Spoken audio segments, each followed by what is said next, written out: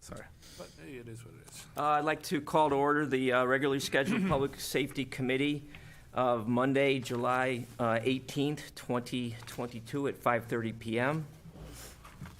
Having done that, we will not be approving minutes from our June 20th. We'll be tabling them as they are missing a section on our ambulance.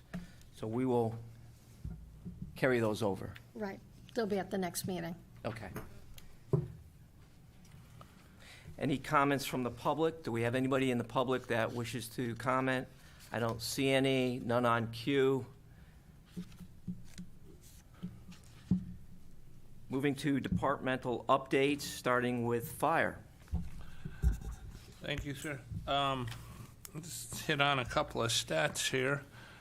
58 incidents in June brought us up to 309, slightly below, excuse me, June 2021. Training hours we recorded were 353 and bringing us up to 2166, which is somewhat higher than last year at this point. No injuries. Our staffing is remaining fairly constant, a little lower than we'd like to see it, and I'm actually going to talk about recruiting in a few minutes. 61 active members, and from there, we'll move on to this. We continue to fine-tune our COVID precautions in the department. We did have a couple members on quarantine in June. We remain constant with our vaccination percentage at 85.5%. And based on the new CDC guidelines, as we talked about last month, we're beginning to track booster shots, and our booster percentage is only at 48.5%. So obviously, we'd love to see that a lot higher. Also under health and safety, we had another OSHA consultation visit in June, and went very well. And we're now focusing on hazardous communications and bloodborne pathogen policies. We have an expected completion date on that of mid-August, at which time there'll be a review process, and then we'll schedule another visit from OSHA to hit 2 more topics. Back to training, we had 2 regular weekly drills in the month, and the third week, and I believe it was the 28th, we, with the valuable assistance of the Parks and Rec Department, we were able to get the department together and all the apparatus together for a department photo at Ferry Park. And this was the first time we were able to put this together since 2010. And this year being the 95th anniversary of the fire department, we thought it was pretty special. So we haven't seen the proofs of the photos yet, but we will shortly. Drilled What is the anniversary? 95 this year, Ed. 95th. 95, yep. 1927, February was chartered. Drill topics consisted of hydrants and water supply, ground ladders, and firefighter safety and survival. We also hosted live fire training for the Weathersfield Fire Department using the fire blast trainer behind 52 New Britain Avenue. Drone training was conducted in a joint effort with the police department, and we also had one member attend and complete a pump operator certification class. Our officer development program is going well. As stated last month, the goal is to ensure current officers and future leaders are receiving supervisory and management training to aid in the responsibilities of leading the membership on and off the fire ground. And let's see, officers are expected, and potential officers or future officers are expected to attend 50% of these classes, with some designated as mandatory, and the program spans a 2-year period, which coincides with the term an officer is appointed. From the facilities apparatus supply side of things, air conditioning in the hallway and the washroom at Station 1, the repairs are ongoing. We were able to purchase some new MSA multi-gas meters. These are the meters we use to detect hazardous atmospheres, heavy carbon monoxide concentrations, any type of underground or confined space type enclosures. These are what we'd use. The repairs of the existing meters were getting difficult due to the lack of parts, and to the point where we were shopping eBay for them, and so it was time. The new fire gear dryer was ordered and received, being installed at Station 3. This goes along with the extractors, which were bought earlier this year. And let's see, our recruitment team supported the Rocky Hill Pride Day 2020 event at the community center with a recruitment table. We were able to pick up 11 interest cards, and 4 applications were taken, although we received none back. We assigned a new member to the fire police. We expect the start date a little later in July. Another member started at Station 3, and a third member, who we reported started May 2022 at Station 1. However, due to a work schedule conflict, they withdrew their membership and resigned from the department. From a recruitment standpoint, we reached out to the task force towns as well as Glastonbury and a couple others to see if we can do something recruiting on a regional basis. We've seen it in the past as the economy downticks, so doesn't recruitment, and it also makes it more difficult for current members to maintain their membership. So we're trying to get ahead of it and really think out of the box and do some creative things. I actually had a talk with Ed earlier today, and he came up with a great idea. We're going to pursue that. So more to follow on recruitment. I'm going to try to keep that an ongoing subject.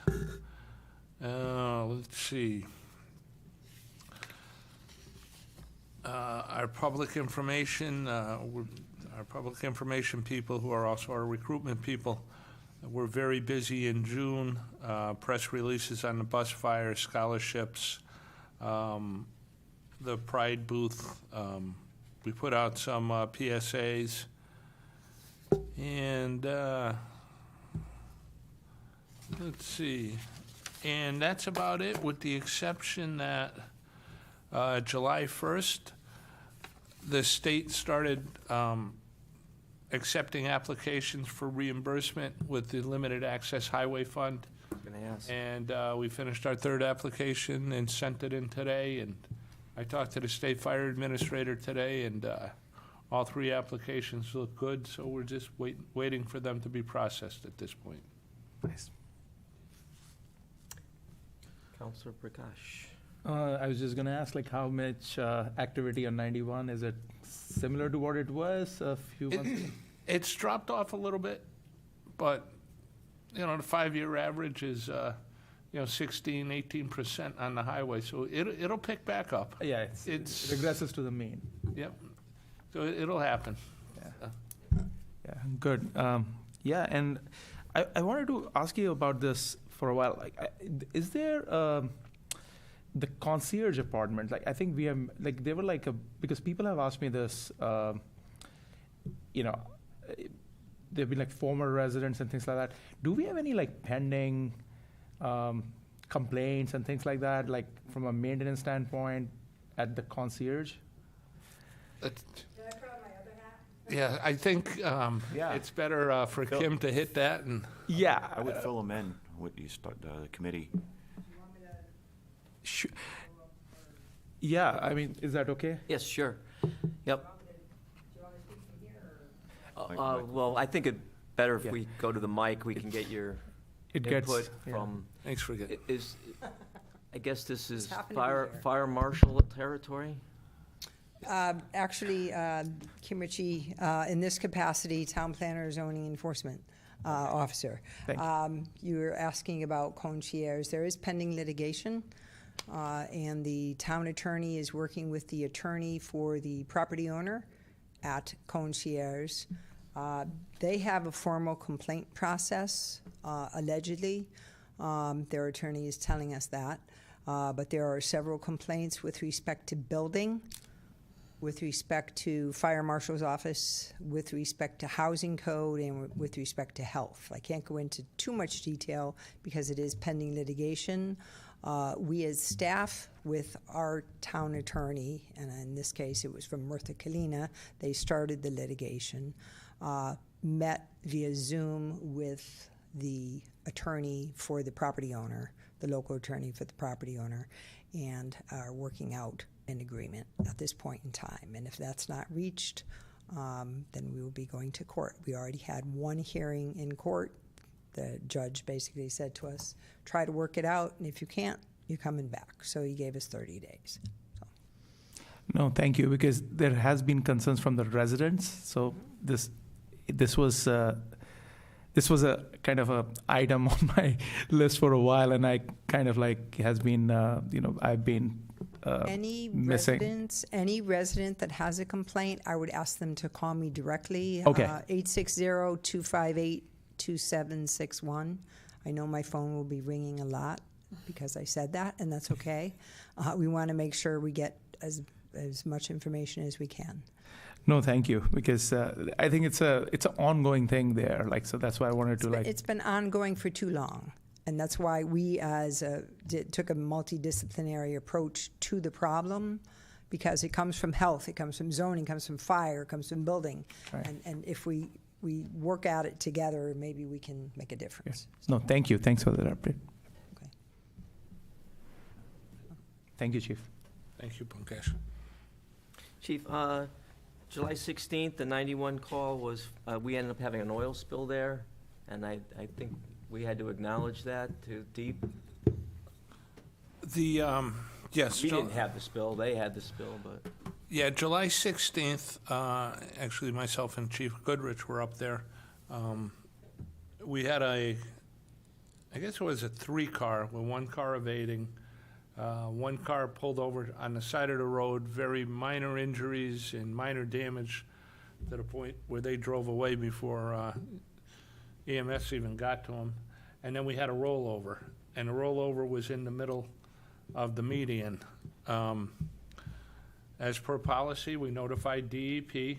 We had radiator oil, brake fluids, transmission fluids down.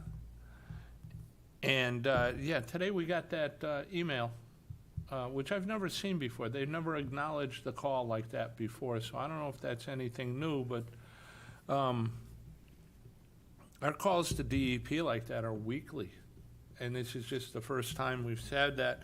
I've reached out. There was a name on page 2 of that email. I've reached out to that person. I haven't heard back from them yet. So hopefully those should be just directed to the fire department. Then we'll include those into our limited access highway applications. Okay. And just close the whole loop that way. All right. So that's a regular event with motor vehicle accidents. The emails coming back aren't. Yeah. That's the first time, I've seen that, like, ever. Myself also. So I wasn't sure what they were totally inquiring about. All right. Thank you. Ambulance. Thank you, sir.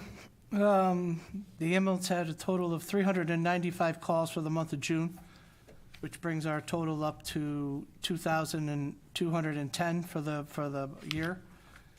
We had a total of 18 canceled calls. 10 of them we actually were canceled with no patient contact, and they didn't want to go, and then 3 that we were actually canceled prior to getting there. We had 3 lift assists for the month with 14 patient refusals. We had one opioid-related transport, and there were 2 cardiac arrests for the month of June. For the community standbys, we did 2 days at the Travelers Golf Tournament, Thursday and Saturday. We actually have a designated hole that we have the ambulance parked at, and we're coverage for the tournament. We also have coming up in September, we just got approved. We're September 7th through December 7th. We'll be having another one of those Tri-Town EMT classes, which are with Weathersfield, Newington, and us. All 3 services are going to be putting people in. The last one, we received about 8 people out of that class as new members for our department. It's been a great recruitment tool for us to get new members, but that'll be starting in September. And also, we had 2. We gave away 2 medical scholarships to high school seniors this year, $1,500 apiece for both scholarships for people going into the medical field. Our statistics, we have 37 active riding members. We have associate members, we have 8, which are non-riding. The probationary members are up to 12 now because with the new people that we got coming from the EMT class. We have 3 people out on medical leave, 4 that are still technically out on college leave, but since the summer, a couple of them have been coming back and riding some shifts.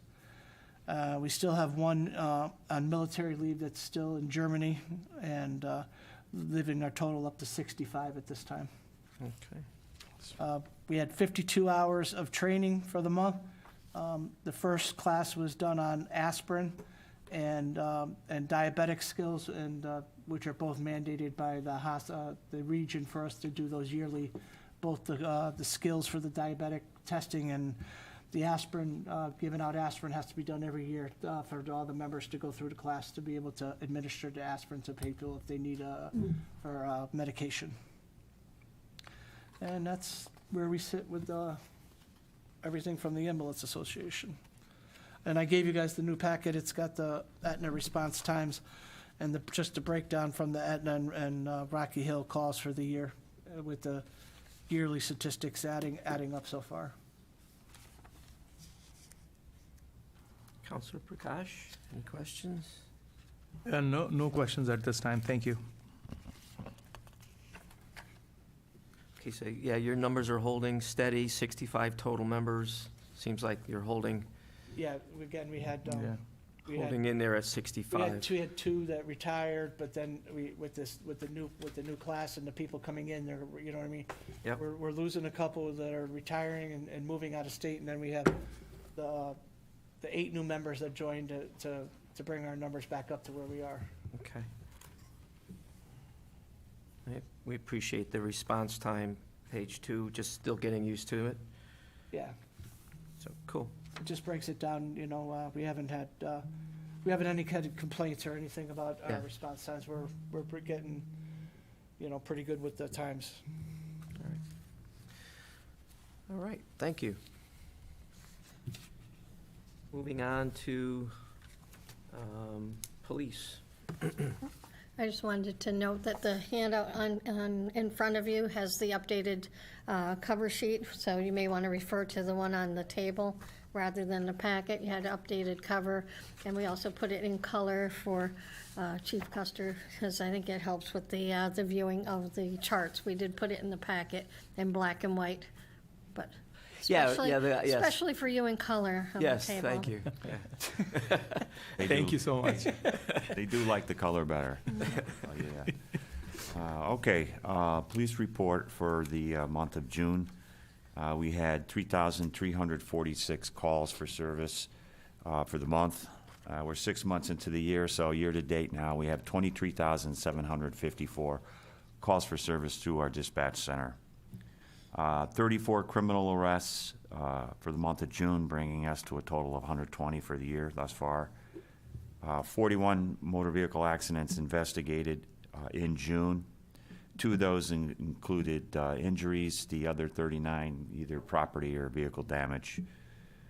We had 9 driving under the influence arrests for the month of June. Officers issued 118 infractions and an additional 274 warnings for a total of 392 motor vehicle contacts for the month of June. Our training hours for the month were 457. In terms of staffing, we're in good shape right now, knock on wood. Fully staffed, no officers out on leave, no COVID incidents, no medical leaves, so working at full staff, which is tremendously helpful during the summer. We've been busy and it's been steady. For community service events for the month, we had just 2. The officers, trainers spent the bulk of the month administering training classes for town staff under the Alice active shooter classes. So there were a total of 4 of those held for the month of June. Each class was at full capacity at 20 attendees. The feedback coming back from staff and the Human Resources Department was very positive. So there's the potential there'll be more classes in the future. On June 25th, officers participated in an event called A Mile in My Shoes. And this was the first community event that the newly formed Commission on Inclusion and Innovation put on. And the aim of the event was to encourage conversations between community members of different backgrounds. Our officers continue to participate in the Greater Hartford Regional Auto Theft Task Force. Busy month for the month of June. I have totals, not for the month, but since the unit was formed last September. So just to give you an idea of the activity, the unit has recovered 245 stolen vehicles since that time. They've made 99 stolen vehicle arrests. They've recovered 24 firearms. They've served 80 warrants on individuals that they've had contact or apprehended who were wanted on outstanding warrants. And there was an additional 35 other miscellaneous arrests. So the unit continues to be quite busy. One of the things that struck me for the month of June report, there's a high correlation between these stolen vehicles and firearms and crimes of violence. And what I mean by that, in the month of June alone, 6 of the vehicles and individuals that they apprehended that were stolen were all carrying firearms in each of those 6 incidents. In one case, there was an individual wanted for homicide out of Hartford, so he was apprehended. There were individuals wanted for armed robbery out of Southington. They were apprehended. So the focus may be on stolen motor vehicles, but there's a nexus between criminals driving stolen motor vehicles and violent crime. So, you know, they're dealing with some pretty heavy-duty players, but they're doing a great job. Other than that, the only other thing I wanted to comment on, we did have a little spike at June in catalytic converter thefts. We were doing really well, and there was a spike across the region.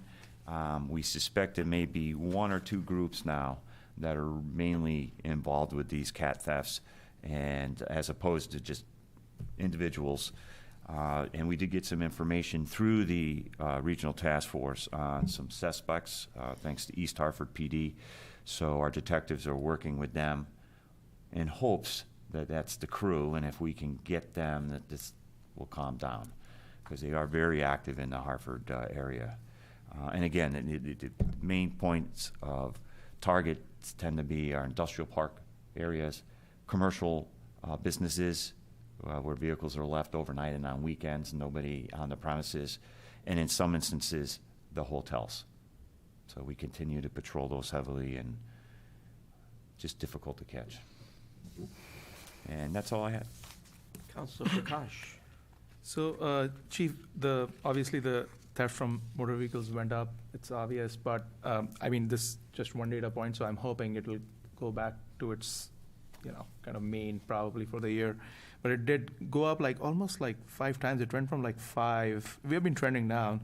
It went up to 25. Yeah, so we had a total of 26 thefts of a motor vehicle for the month. 10 of those were catalytic converters.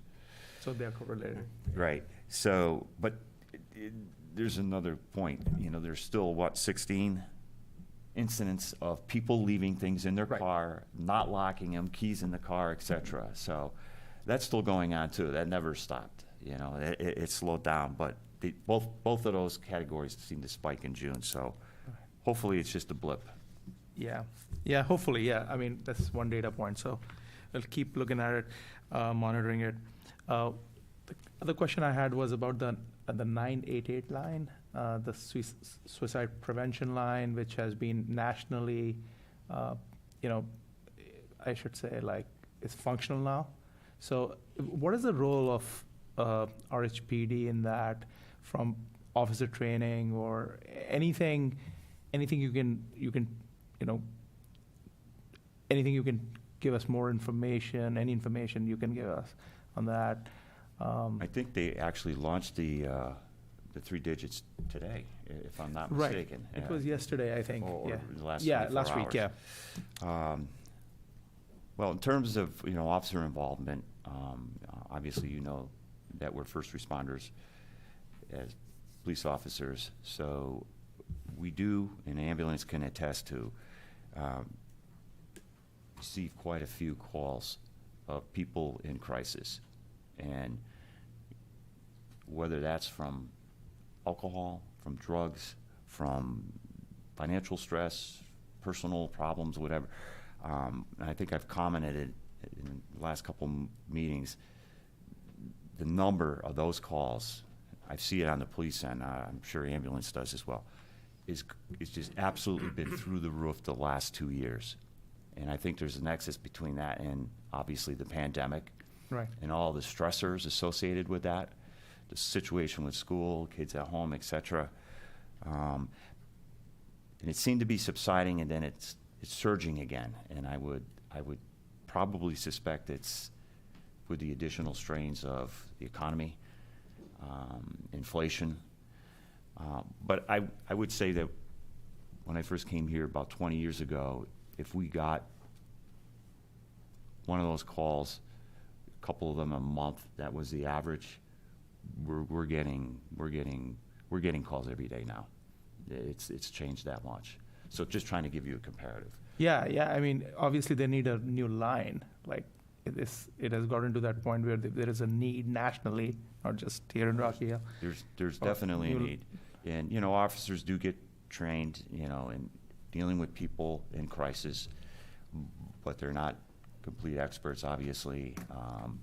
So most of the times it's a matter of whatever the situation is, getting people calmed down and transported to the hospital. But there are quite a few, and if I was actually to pull the numbers, you'd probably be shocked. Yeah. No, yeah, it is a national crisis, so thank you. You're welcome. Yeah, sure. Chief, on that note, I think you watch council later on tonight. I think Missy, I think Human Services Department is finally getting some applicants in that front, social service help. So the good news, so it's coming. Some help is coming. That's great. Some reinforcement is coming in that area. On the call count, I mean, we're halfway through, and we're more than halfway Yeah. to the number. Yeah. I realize a lot of these calls may not always be true police patrolman calls for duty, but all the calls are coming in. But obviously we've got a rising call count into dispatch. How is dispatch staffed? They're fine in handling these calls? I mean, the equipment, we have the capacity to monitor these calls? Yes. Yeah, we increased staffing in dispatch, I want to say it was about 5-6 years ago. And now we have mandatory staffing for civilian dispatch personnel as we do for certified officers. So, even if there's a call out or someone's on vacation or training, that that seat is backfilled. So there's always ample people on staff and working 24/7. So, yeah, and we've been fortunate. We've had really no turnover in the dispatch center for several years now, which is really good. So, yeah, we're doing fine there. Okay. And then May and June, the numbers did heat up. I suspect July probably will come in right on, but we aren't hearing about the trespass into private yards as much on, you know, our side of the fence, so to speak. We normally get calls if people have intruders coming in and trying to go rifle through their garages. So I don't know, it seems like it's more that harder core 10% that's always stealing cars, but they're involved in other criminal activities so your task force is probably taking a lot of heat off the streets of Rocky Hill. Absolutely. I think. Yeah. Absolutely. Yeah. No question about it. So, Rita Thibodeau, town staff made a request for ALICE training. So it's in demand, and our senior center, you did 2 years ago, I believe, 2.5 years ago, you did a ALICE training at the senior center. So would love for you to get it on their calendar there. It is. Yeah, and again, you know, the feedback from the staff that did go through it, was very favorable. So we'll be approaching personnel, I'm sure, to set up some future classes. And I know that the schools weren't involved in any of the training, this type of emergency training, and so we definitely want to hear about, you know, our school system, our school facilities. School staff has had the ALICE training. School staff has? Yes, staff and faculty. Okay. So, In these last 4? no, prior to. We worked Okay. on that with them Okay. All right. actually a few years back. We've actually gotten to the point now where they have trainers within the school. They work under our guidance, you know, and we work together. But they're managing it pretty much on their own at this point with limited involvement from us. Yep. So this was the first time we kind of moved over to get the rest of the town staff. Okay. So, I don't know if we want to answer, but obviously we're watching Uvalde on TV, and somehow there wasn't a command person.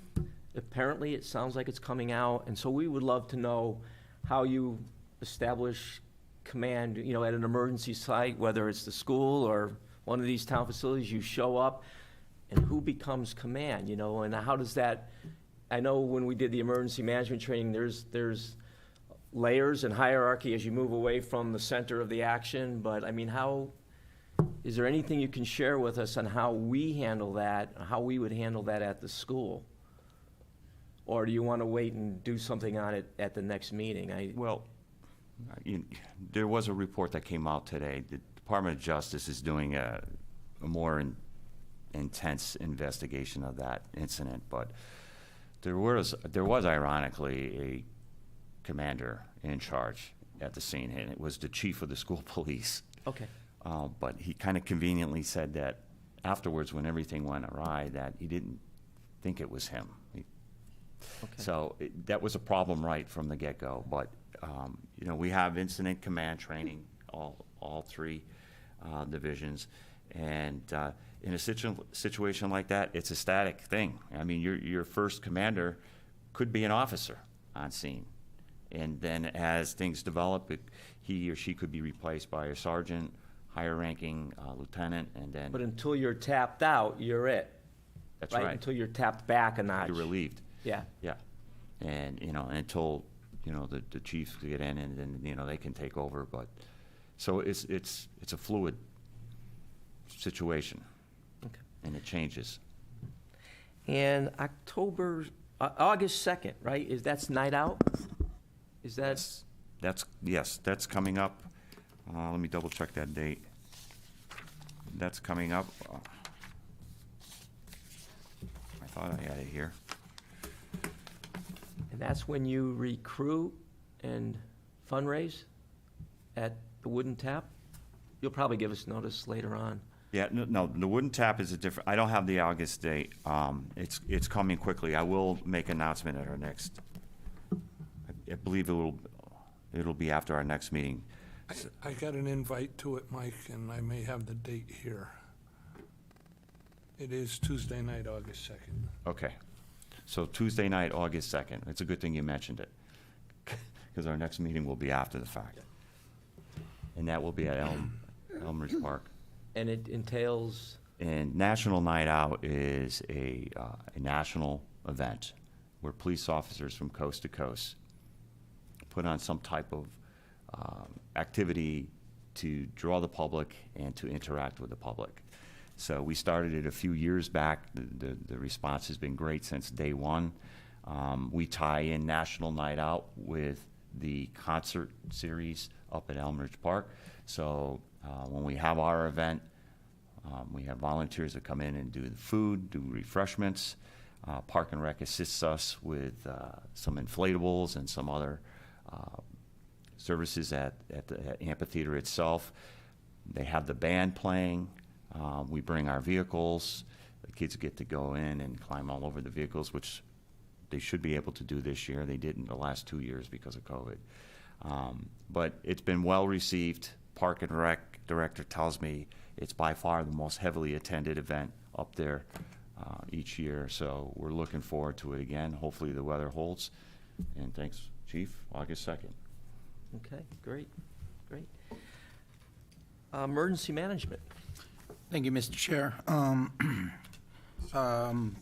Wanted to go over the COVID, give you an oral update. I was hoping that Dr. Brown would be here to do that, because unfortunately, we only get the information now once a week on Thursdays at 4 o'clock. So the information I'll give you is 4 days I don't old. think Charlie is a doctor, so I just want to, Oh, since it's in public.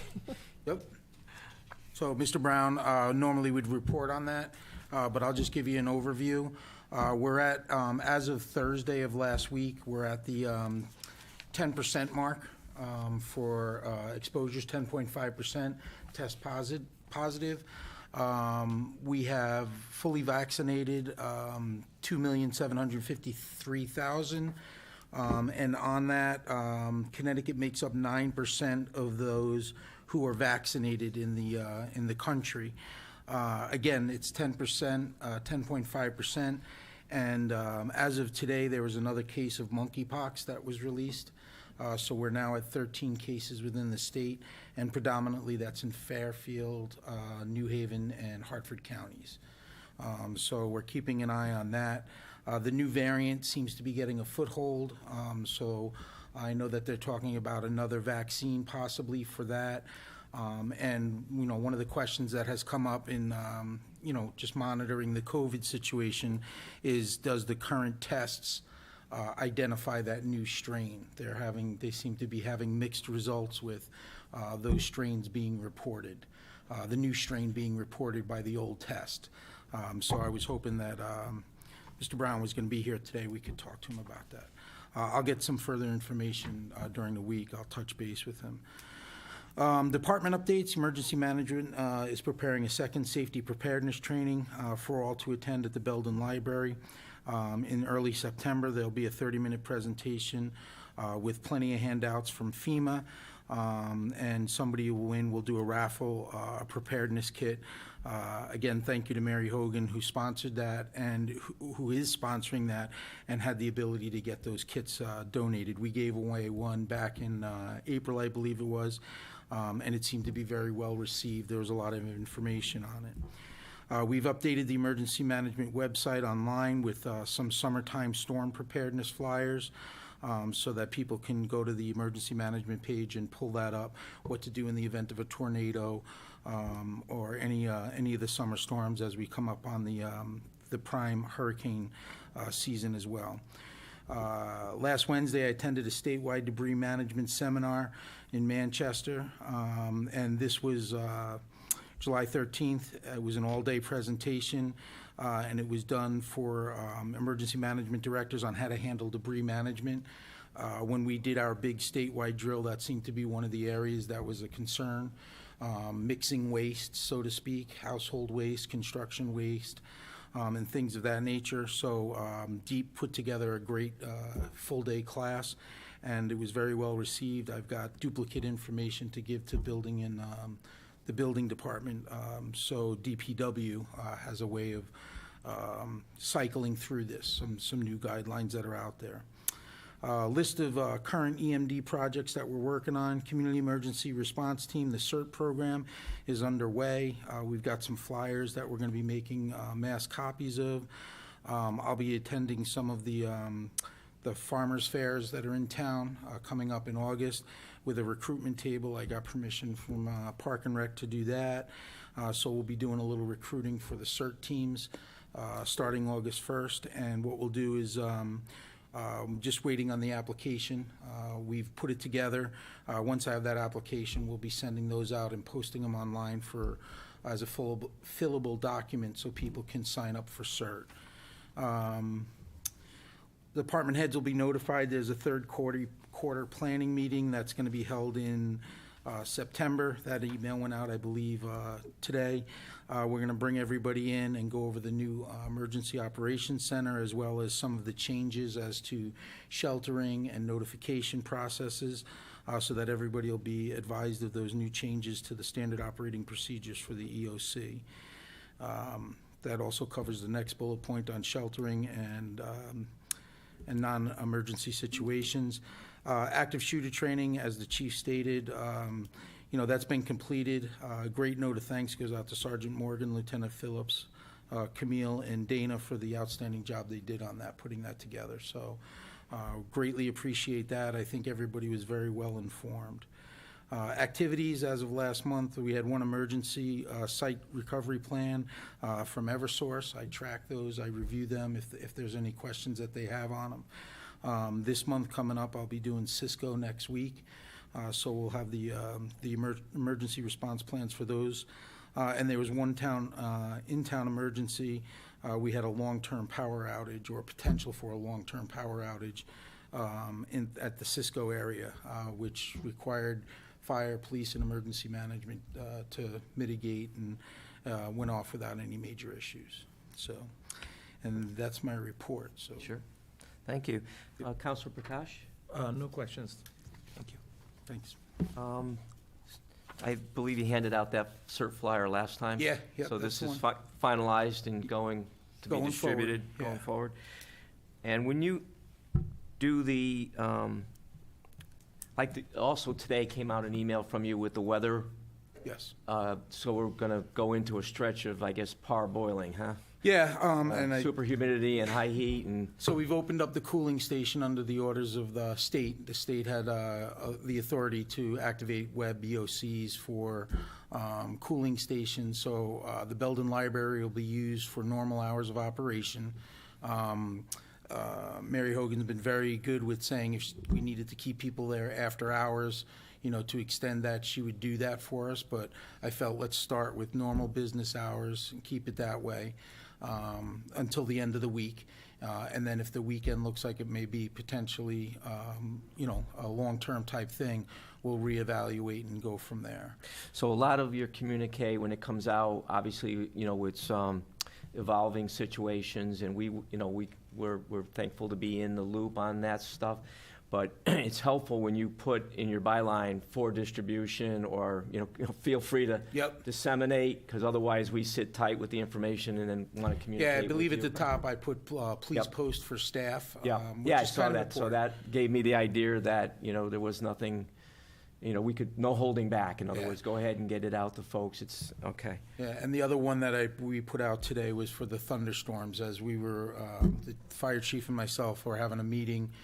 There was we could see things were ramping up, for the potential for some severe storms. So we put out just an advisory to let people know that, there is some severe weather and the prime times when it might hit, so. Sure. All right. I think that is it. Thank you. Appreciate it. So there's no Central Health District report today. We did get that from Emergency Management. Thank you. 10.5% positivity rate Right. for the current variant that's floating around, so we need to be careful. No new business, no No. other business. I'm looking down the line to staff. We're actually Oh, going no, to. which capacity are you here today in? I am your interim town manager today. Ah, okay. And I was going to mention the cooling station, but you've addressed that, so we should be all set. Thank you. You're all- Have a motion to adjourn. Motion to adjourn. All in favor? Aye. Okay.